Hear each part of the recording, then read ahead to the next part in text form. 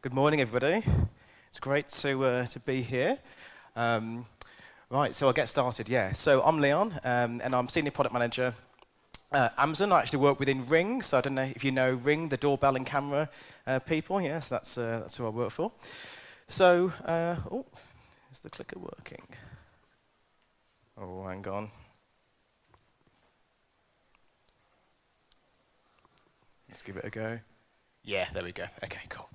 So what we'll do today is we'll go over a little bit about who I am and my journey into products. I think that's quite relevant, maybe to a lot of you if you're new into product. We'll talk a little bit about outcomes over outputs. We'll then go into Amazon's leadership principles and something called the PR FAQ, which is a tool that we use at Amazon to allow us to work backwards towards our customer. And then we'll wrap everything up with some final thoughts. So, just before we get into that, I've got a Ring camera. It's a little competition if you want to win one. If you scan the QR code, or if it's not working, go to bit.ly/stickup-cam, and you can win one of these cameras at the end of the day. So it's a really simple quiz. It's like 1 or 2 questions, really, really easy. But yeah, you can win a camera. So I'll give you a second to scan that first.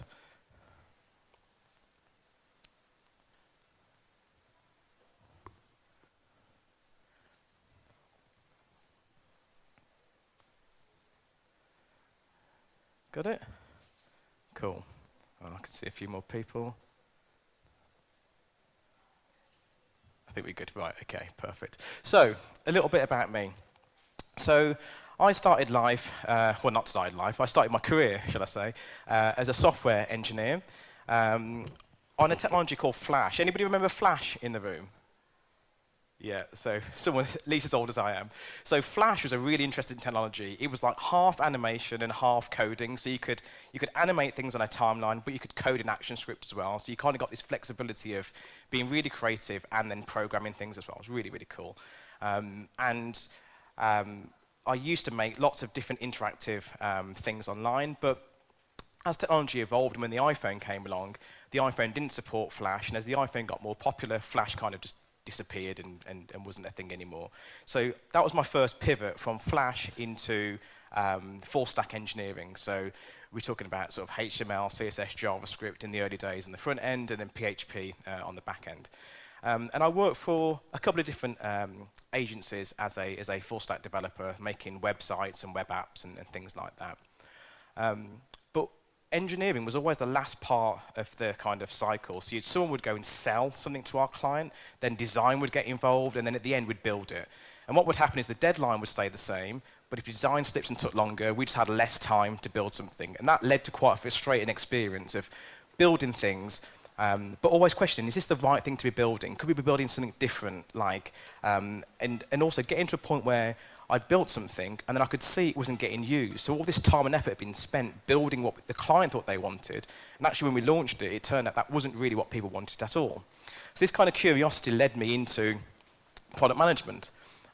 So I then switched from engineering into product management as a way to really understand, like, are we really building the right things? Are we making the right products and services? Are we spending the right amount of time and investing it in the right areas?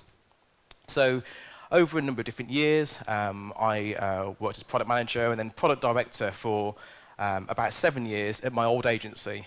So we were a digital product studio, and we'd make websites, mobile applications, and that kind of thing for lots of different clients all over the world. So Hilton Hotels, VW Cars, Audi, loads of different people. And that was a really interesting role, and I did that for about 12 years. And then about 2 years ago, got a bit bored and wanted a new challenge. I wanted to switch into a different type of product management, something completely new, something that I'd never done before. And I kind of looked around and thought, what am I really interested in? What passions do I have? And I'm a geek at heart. You know, my house is full of all sorts of smart connected lights and cameras and all this kind of stuff. And I thought, wouldn't it be cool to work for a company that makes some kind of smart technology? So I looked around and I found a job at Amazon. And I've been there since last April, and I now work as a hardware product manager. So again, a completely different type of product management. You know, not just about launching digital products, but then blending that with hardware as well, and having to really get involved with things like Wi-Fi chips and battery technology and camera sensors, and how all that hardware fits together to improve and make different software experiences.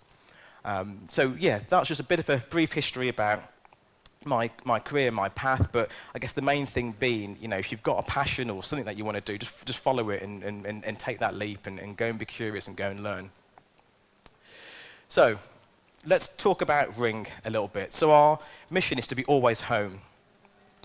Ring was founded in 2013 by Jamie Simonov, and he built the original Ring video doorbell. He was with Amazon until very recently.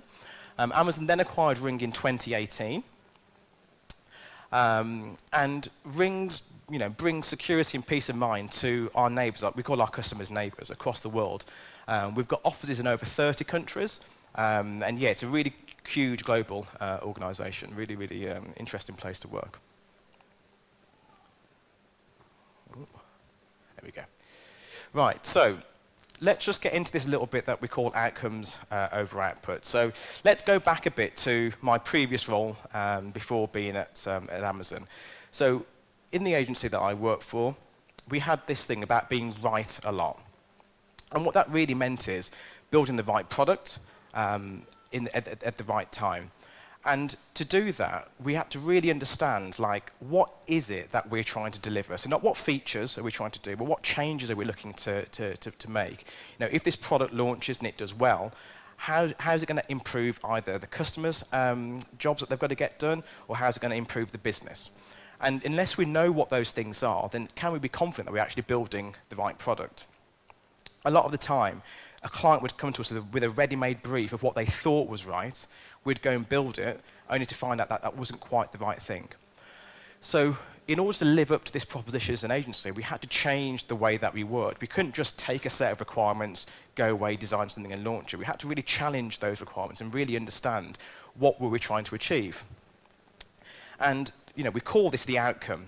So if we can build something and it works, what change are we looking to do? And once we focus on that outcome, it allows us to be a lot more experimental in terms of how we get there. And that's really where this product mindset, this product thinking comes into it a lot. So what I did is I developed this kind of 3-step process. So the first one was called outcome thinking. So that allows us to explore the problem. Like I said, what are we trying to achieve? What are we trying to do? What's the goal of what we're building? We then should have, from that, a lot of assumptions, a lot of hypotheses, a lot of things that we could do. We now need to figure out what the thing is that we are going to do. And to do that, we get to this rapid prototyping. So this is quickly mocking up something, building something, testing it, iterating, figuring out if it's the right thing. And then once we know that we're on the right path and that this solution that we've got is going to achieve this outcome, we can then move into delivering it. And that's where the agile delivery comes in. So it's 3 different processes blended together in order to get us to this right thing. And this was quite different to in the agency landscape. Agencies were very built against delivery and speed and delivering exactly what the client wants. But what we kept seeing time and time again is that we were wasting opportunity, we were wasting time by just taking a set of requirements and building it blindly. We had to go through this process. And it was really about going to the end and figuring out, forget what the product is for a moment, what are we trying to deliver, what are we trying to achieve, and then working backwards to start that off. So why I mention that is actually, this book here is a really great book. I'll let you take a screenshot of it. But it's about this customer behavior, and it's about understanding, what changes, what positive changes are we trying to deliver, and then working backwards from that in order to then figure out the best way of doing it. And for me, this is the essence of product management. It's not necessarily about delivering the thing. Of course, that's a huge part of it, but it's about understanding what the right thing is and making sure that we can kind of build it and we can de-risk that along the way. Now, what's really interesting is going from that very digital background that I had for the first 15 or so years, 15, 16 years of my career, then going to Amazon. Amazon has the exact same thing, this working backwards mechanism, this working backwards philosophy. So let me talk you through that and tell you how that works. So at Amazon, one of the things that we've got is something called leadership principles. And these are a set of, I guess, leading principles, guides that help us every day to deliver better for our customers. So I won't read all of them, but you can see some of them on the screen there. And these help to shape every kind of decision that we make, every product that we build, everything that we ship. It's all shaped by this, and we challenge ourselves, and they're there to create a set of tension, I guess, with everything we do to make sure that we are doing the right thing. And the one that's at the top, the number one thing, is what we call customer obsession. And this is obsessing over our customer. So what are their wants and needs? What are their goals? What are their desires? What are they trying to achieve? And if we can do that, top one, customer obsession, everything else sort of follows pace. And if you read any of the stuff from Jeff Bezos, customer obsession is the number one thing. If we obsess over our customers and build things that are useful to them, everything else will follow off at the back of that. So with this, each leadership principle has a description. This is the one for customer obsession. So it says leaders start with the customer and work backwards. So we vigorously work to earn and keep their trust. Although we pay attention to our customers, to our competitors, so we focus on what the customer is trying to get done. So this is really, really key. Now, I've underlined that work backwards part. And what we do is we work backwards from what is the pain point, the friction, the job that the customer is trying to get done, and how do we use that as a framework then to go and deliver and to create a really valuable product or service. So at Amazon, we have something called a mechanism. And a mechanism is like a framework that allows us to solve a business problem. So the working backwards has a mechanism, and that mechanism is something called the PFAQ. So it's made up of a press release, it's made up of FAQ, so questions, and it's made up of visuals. But the thing that stays at the center is the customer. And this customer job here, or this customer pain point, is what we focus on first of all. So our job at Amazon as product managers is to know our customers better than anybody else, understand and empathize with them, and create products and services focused around them. So when we do this, we start off with 5 kind of key questions. So the first one is, who is your customer? And we have to be really specific about this. And it might sound really obvious, but you need to really understand who the customer is. What's their problem or opportunity? So what do we know about them? What jobs do we know that they're trying to get done? Are they being served well at the moment? Is there a competitor doing it really well? Is a competitor doing it not so well, and there's an opportunity there for us to be able to improve it? Is nobody doing anything, and there's and there's an opportunity to create and invent something new? Does the customer even know that they've got a problem or opportunity? If you think about some of the real innovations that Amazon's brought out, I'm thinking things like Alexa. Did anybody say they wanted a voice a smart speaker in their home, or did they have a problem to which the smart speaker could solve it? So number 1 and number 2 are really important. Number 3 is, what is the single most important customer benefit? So we're trying to get really laser focused on our customers. If we could solve anything for them, what would it be? And how do we know that's the right thing? And that kind of goes into number 4 is, how do we know what your customer needs or wants? And then what does the experience look like? So we need to know the answers to these 5 questions up front, or we need to find a plan to be able to go and do that. And that might be customer research, interviews, and things like that. But those 5 things are kind of what we need to have at the very start. So what we then do is we start at the end. So we work backwards from what we think this ideal solution should look like. And we do that in a narrative. So Amazon is very, very hot on narratives. These slides, we don't have PowerPoints and Google slides and decks in Amazon. It's not. I think everything's written down in narratives, and it helps you to be really laser focused in that. So everything's either a 1-pager or a 6-pager, and that allows us to be focused. So just a slight diversion. As you can imagine, being in my old career in agency, everything was about your presentation and how good you are at presenting. When you get to Amazon, it's how good you are at writing.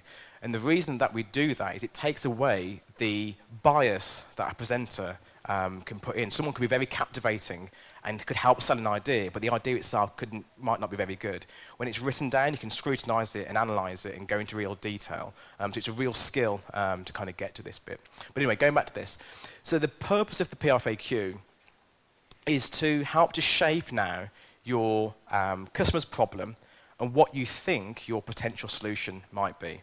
Now, there might be some work that you've done prior to getting to this point, but this PRFAQ brings it all together into a format that we can then start to share and discuss and iterate on and validate before we then go and actually build anything. So in this, we are looking to imagine a future state. And that's where the press release comes in. So we literally write a press release as if we'd launched this product or service and we were talking about it and launching it to the world.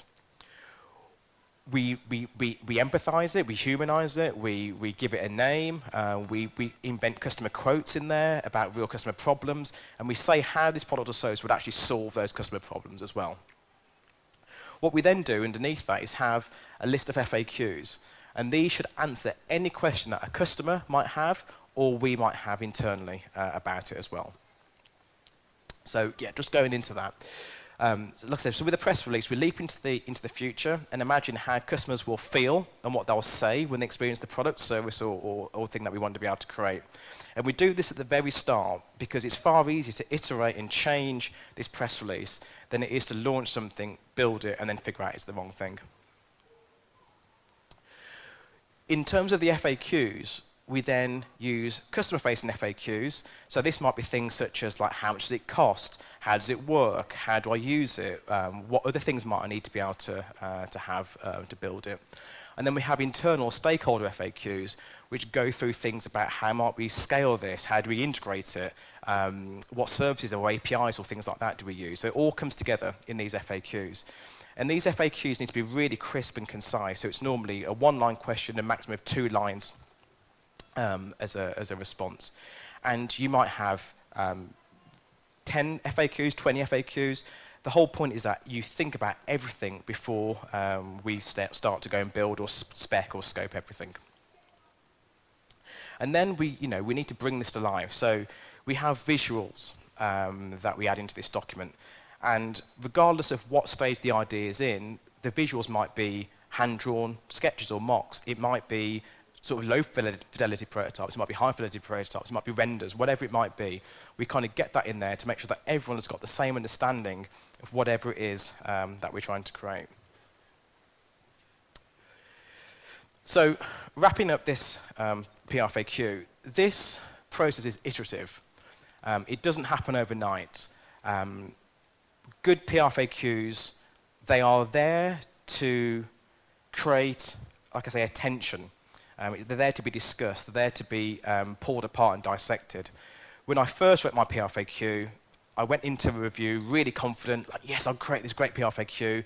And there was the way that you do things at Amazon is you have a reading time. So let's say you have a half-an-hour meeting. The first 10 minutes will be reading, so everyone takes the document and reads it, and the last 20 minutes will be discussing it. And I kept seeing all these comments popping up, and I thought, oh no, if people don't like my PRFAQ. Actually, what they're doing is they are challenging it, they're asking questions, they're inspecting it, they are interrogating it. They're making sure that we've thought about everything before we go to the next stage. And actually, it's really good to have that healthy debate. There should be tension in some of the PRFAQs that we write. Going back to that customer obsession, we're obsessing over the customer. That might mean, actually, that internally, it might cost us some more to be able to serve something. So actually, we want to have that tension where, is that the right trade-off to make, for example? It doesn't happen overnight. These things can take weeks, sometimes months of iteration to go back over and make sure. I mentioned at the start those 5 customer questions. One of the other sort of leadership principles that Amazon has is bias for action. So we want to be able to get moving quickly. And that might mean that we don't have all the information that we need at that point to make a decision. So what we do is we put our best assumption in there, and then we go back and we go and find that information. So I might be writing a PRFAQ for a new product, and I might have made an assumption, but I'll clearly state it in the FAQ that this is an assumption, we need to go and test it out, and we'll go and do that testing, and we'll bring it back in, and that might change some of the rest of the PRFAQ. But until as a team, us and our leaders are happy that this has answered it and that we've de-risked it, we don't move on to the next stage. So it forces us to think deeply into the customer problem and not jump into a solution. And I think this is the most important part of this, is that, and going back to what I said at the start in terms of outcomes over outputs, it can be really easy to jump into an output. So let's build this feature, let's use this technology. Actually, does that solve it in the best ways? Are there other ways of doing it? Are there faster, cheaper ways of doing it? That means we can get it into the customer's hands more quickly. Is there something that actually we could take a little bit longer to develop that solves more problems for the customer? So it helps us to really think deeply into that problem. It also forces us, because we've written that press release narrative and we've got those customer quotes in there, it forces us to think, is that really what the customer would say?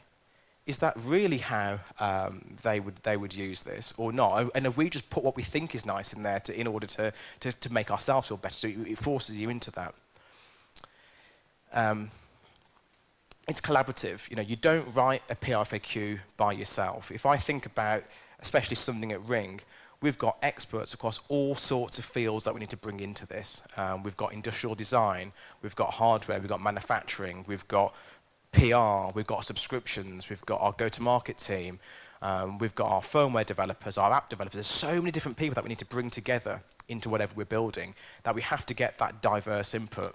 And what you really want to be able to do in your first draft of the PRFAQ is kind of get the basics down. So understand what we're building, why we're building it, and why do we think this is the right solution.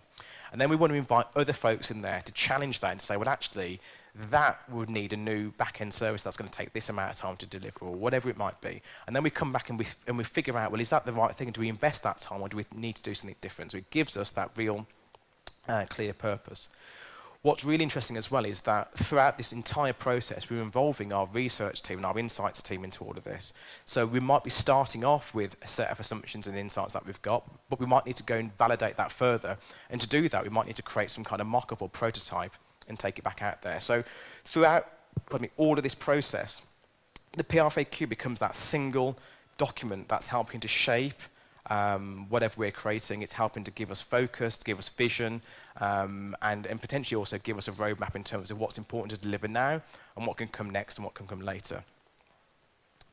And then it helps to keep things crisp, concise, and factual. So the PRFAQ, it isn't about feelings. It isn't about necessarily enthusiasm for your idea. It's about making sure that we understand those key things. So what are the problem or the problem that we're solving? Why do we think that this solution is the one that's going to help us, and what evidence do we have to validate that? And then what does this thing look like? Only then, once we've got that PRFAQ, do we then proceed into the rest of our product development process in terms of going into full development. And I won't get into that kind of process, but that kind of allows us to do that. So in terms of kind of final thoughts, obsess over your customers. So spend time to understand what that outcome is. You know, don't start with this feature. And this is so important when we think about hardware, is that you can really kind of focus in on a particular type of technology or a particular type of feature or component maybe that might help you to solve this thing. But actually, is that the best way of doing it? So what's the outcome that we're looking to do? What you might find is that there's different ways to get there, and you really want to explore all those different ways before you focus in on something.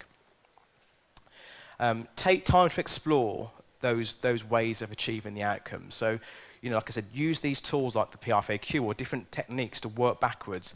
Be really clear on that goal that you've got. This is what we're trying to achieve, and then how we get there can kind of come later.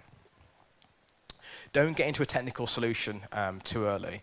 That technical solution may not be the right thing to do, and if you put all your bets on that technical solution and it's wrong, you're then kind of stuck. But if you zoom out and go higher level and think about that outcome, you're able to pivot and maneuver more quickly. And our job as product managers is to do just that. It's to focus on what the goal is and figure out the best way of getting us there. We want to document and visualize before we spend time building anything. And what I've gone through there with the PRFAQ is, you know, that's one of the ways that you can do it. And it's a framework, it's a document that allows us to focus on that. Make sure that you involve multiple stakeholders in the ideation process. Now, these stakeholders aren't just engineering, designing. Think about PR and legal as well. You know, if we think about just taking a step into my own world at Amazon and Ring, we've got cameras. Those cameras capture things, and it captures audio.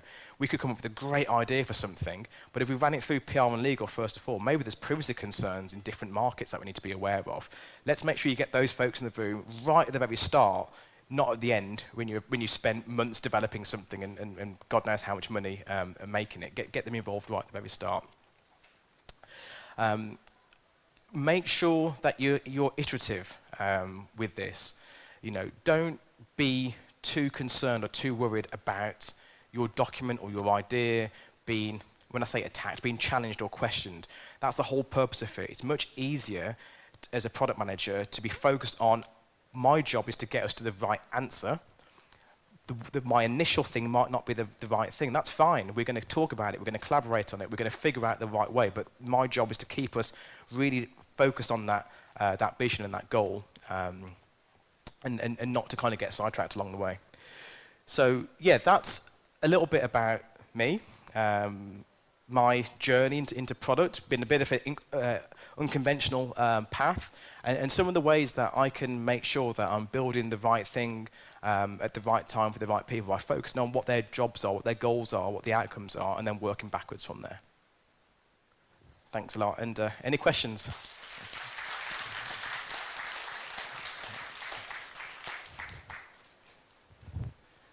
Oh, yeah, I think there's somebody at the back there, and I'll come to you.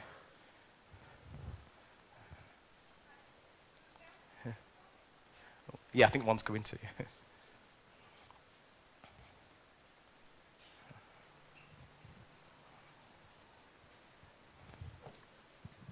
Hi. Thank you for the awesome speech. It was really awesome. Thank you. So, my question is, how do you make your stakeholders read your PR FAQ? Yeah, so interesting. At Amazon, like I said, the culture is all about narratives. It's all about reading. So it's built into our culture at Amazon to read things. I think if that's not part of your culture, create time for them to do that. So schedule a meeting and make sure you've got enough time to read through the document and comment on it, and then enough time to answer it as well. So I'd say create an environment for that to happen. Don't just email them or Slack them, expect them to read it. Put something in their diary and put a clear agenda around it. So a meet to read, Pierre. Yeah. Thank you very much. Okay. I think there was this gentleman just here. Hi, Leon. Thank you for the great presentation. I want to say that I also started as a full-stack developer. I'm passionate about smart home devices. I am full of smart lights, Ring, not Ring, but Nest, doorbell, It's okay. and the other such devices. Regarding the product and who is your people, target, who you want to sell these things, I want to share something from my experience. And maybe this is something that you can speak about today. These products have a very small market. There is a few people who want to do this, to have this kind of product. And you also have competition. And also, from my experience, I bought many things and I brought them to Moldova. And when I started, or I wanted to use them, they were limited in features because Moldova is not supported, something doesn't work, there is no integration for this or that, and so on. And at the end, I had some devices that just stay there, and I don't use them. Okay, I solved my problem by going further using other integrations, Home Assistant and so on, and I solved my problem, but the others don't do that. My question would be, how you solve this to make this product available for everyone, and maybe to fine-tune a bit the list of target people, and not to have these barriers, because I think it's a challenge for you now. It's a really good question, and I think there could be a whole other talk on that. I think it's about being really focused, actually, and it's about understanding what the different nuances are in each market, and then having a business strategy to say, how do we go after that? So for Ring, for example, the majority of it is US-based, but we launched our first EU-based product earlier on, towards the end of last year, And that was about listening to what customers have. So this is something called Ring Intercom, and it's for people that have flats and apartments and allows them to get into the apartments. And that's not a thing that happens in the US. So for us, it's about showing our leadership. This is the opportunity that we have, and here's how it could play into the wider ecosystem. And it's really about doing your research and insights into that market and being quite selective with it. So yeah, that's probably the shortest answer I'm getting told. I think I'm at time, but yeah, I'll come and talk to you after. We can chat about more. Yeah, thank you. Okay. I don't know if we've got time for any more. Are we at time? Maybe one more question. Yeah, go on, quickly. Thanks, Leon, for the presentation. So, what are the biggest challenges of prototyping a hardware product in comparison with a software one, and how do you deal with them at Ring? Yeah, it's a great question. So the biggest challenge is the time to market. So with software, and one of the biggest changes that I had, I think, was, we're talking with software, maximum 6-week cycle. We talk about something, we grew in the backlog, we develop it, it's out there. Hardware, it's 18 months, at least from kind of initial concept to that thing being ready. Plus you've got to figure out it's made somewhere else, it's got to be on a boat for 6 weeks. There's all these challenges that you've got to have into there. So it's about us being modular with how we do our design and placing bets. So what are the things that we think we can wait for later? So our process will be that once we've got the hardware, the imaging sensor, the Wi-Fi working, some of the software can happen later. So that means that we've got this hardware prototype and we can iterate on software. So you've almost got 2 tracks of development. You've got the hardware track and then you've got this software track that's staggered on top of it. Yeah, it's a challenge though. Thanks. Cool. Okay. Cool. Yeah? Any more? I'm not sure if you have more time for questions, but I'm really curious to learn more about the ideation process in your team. What does it look like? Is it just one session, or is it broken down into more? Yeah. How long does it take? And if you have any tips to share to make them really productive and great. Great, yeah, really good question. So I think the ideation session is continually happening, right? So one of the things that I did when I joined Ring is I wanted to understand what's the end-to-end customer experience look like. So this is from before somebody has even bought Ring, that consideration phase, how do they choose Ring over a competitor? When I've selected Ring, how do I choose between the different Ring products? When I've got the product, how do I onboard to it? How do I use it?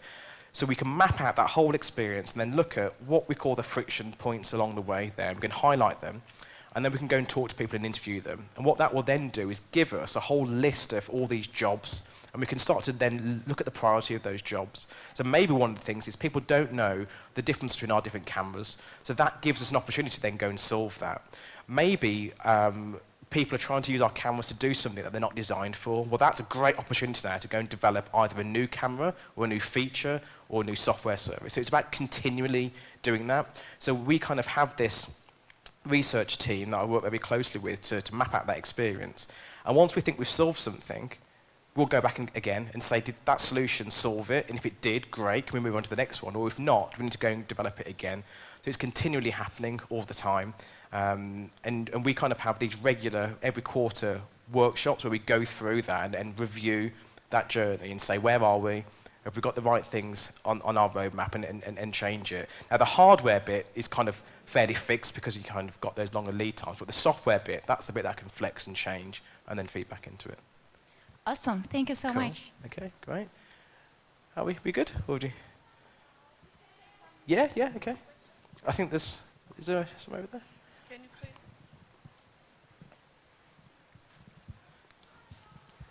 Hi, thank you, Leon. A very quick question. When do you say enough? I mean, you said about the iteration process of building your FAQ, but when do you say enough? We've done the research, we start building something. Yeah, that, again, is a really good question.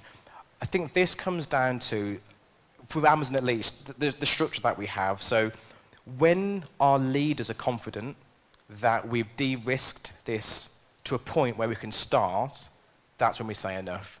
So it could be that we're looking for a particular type of evidence. So what's the size of our market? Have we validated that well enough? Can we see evidence with that?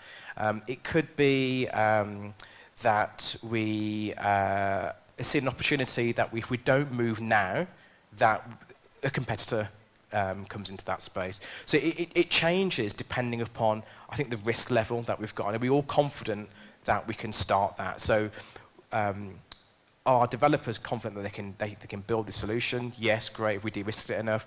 Are marketing confident that the size of the opportunity is there? These are all the factors that will play into it. And then that will kind of feed into the, yes, we're good to go, really. So it's a team thing based on whoever owns the different areas that could be impacted if we're wrong. Are they confident that we've got enough there to proceed? A follow-up quick. Do you establish these parameters before going into the process? I laugh because I'd love to say that we do, but not always, to be honest. And it's the goal at Amazon, and it goes back to that bias for action, is have we de-risked this to a point that if we do this, the impact is going to be low enough? And if we all feel that we are, we then move forward. Now, there's kind of, in my world, I've got fixed people that I'll talk to. So I've got someone that owns the hardware, someone that owns the software, someone that owns the firmware.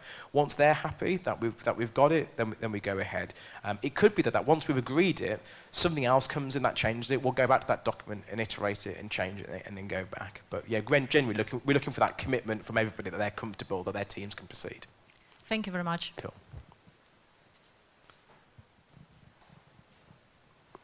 Was there any more? I think there was one over. Was there one over? Oh, I think it's one at the back. The guy just took my microphone. Oh. Yes, I'd like no more questions. So thanks for a great presentation. Thank you. All the presentation was about the framework of working backwards. Okay, so I found a book on the internet that was published in 2021, but did other startups company took this like framework, copied from Amazon, and it worked? Because we saw example of freeing from Amazon, but do you know other products that worked or did not work? I guess what was interesting is that the PRFAQ bit was something that I used to use in my old company, based on the fact that I saw it at Amazon, and it's a really good framework to challenge people. So, going back to that agency mindset where it's all about winning the client and getting the client to believe that you can build that thing for them. And what we used to do is use that PRFAQ process in our pitches to demonstrate to the client, look, doesn't matter how quickly you can build it and what their skills are, is it the right thing? So use it as a tool to challenge people. And it's only, it's one thing with everything else that you can do. But I would say the process is solid, the process works. You can go in Amazon and see the different PRFAQs that have been written and how that led into things like AWS, things like Alexa, and how Amazon uses that process to kind of create these kind of multi-billion-dollar kind of companies, really. So yeah, I guess it's something that the first time you do it, you think, why am I doing this? But then after you've done it a few times, you see that this is the way to kind of align people and get them on board. So I think the main thing there is that you're looking for alignment between people, and you're looking for kind of setting that clear vision. So that's one way. There might be other ways of doing it, but I think that's the main thing to focus on.